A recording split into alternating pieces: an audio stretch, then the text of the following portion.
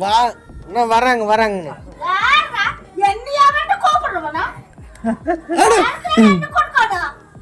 பிச்சு எடுத்தாது வந்து கட்ட சொல்றோம்.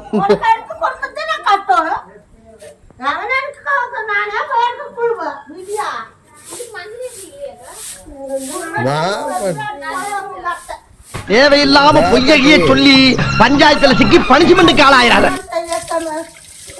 ஆட குழுக்காரங்க நின்று இருக்கிறாங்க. என்ன படி பழக்கம் இது? இதெல்லாம் பிடிக்காத எனக்கு.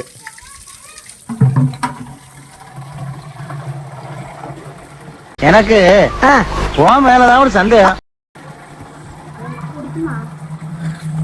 வாமாடான்னு வீட்டுக்கு எனக்கு போய் குழு பேசிக்கிட்ட பார்த்தாவே உனக்கு தெரிய வேணாமா அவங்க தருவாங்களா தரமாட்டாங்களா? ஆட பாவமல்ல அவங்க. அப்புறம் எதுக்கு குழு எடுக்கிற?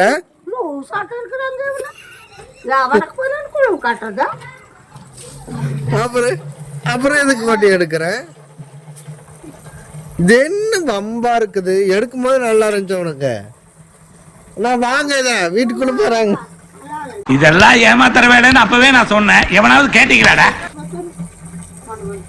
ஆனா அவங்க நீ சத்தம் போட்டு இருக்கிறாங்க. ஆஹா, இவன் மண்டை குழம்பி மெண்டலாகி வந்திருக்கானா இல்ல போர் அடிக்குதுன்னு டைம் பாசிங் பண்றானா? சொல்லிட்டாது வா பாட்டி. பாட்டியா பாட்டி சொல்லிட்டாது வா பாட்டி. நான் போறேன், நீ அந்த குழு கட்டு.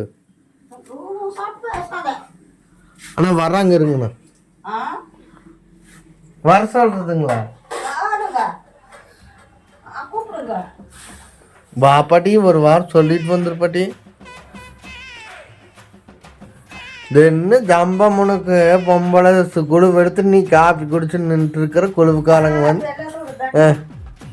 சுடு தண்ணியே என்னமோ ஜாலியா குடிச்சிட்டு நின்றுட்டு இருக்கிற.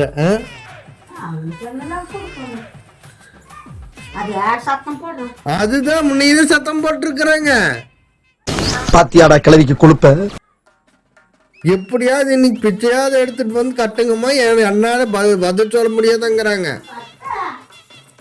இது நானா குழு எடுத்த வம்பா? சரி என்ன பண்ணுன? குழு எடுத்து என்ன பண்ண? கள்ளப்பொறி வாங்கி கள்ளப்பொரி வாங்கறக்கெல்லாம் குழு எடுக்கலாம் பாட்டி. இது ஏன் பாட்டி இப்படி பண்ணிட்டு இருக்கிற? நீ அறுத்து போட்டுட்டு வந்து நோம்பி பார்த்துட்டு இருந்தா அதெல்லாம் என்ன செய்தால் குழந்தைகளை. நீ ஏன் இப்படி குழு எடுத்து கட்டாம இருக்கிற? அசிங்கமா இருக்குது வெளியே போகிறதுக்கு. வா வா நீங்க போய் கேளு. ஐயோ இங்க படுத்துற நிமிஷம்னால தாங்க முடியலையே. தலைவலிக்குதே. நெக்ஸ்ட் வீடியோ பார்க்க நம்ம சேனலை சப்ஸ்கிரைப் பண்ணி வச்சுக்கோங்க ஃப்ரெண்ட்ஸ்.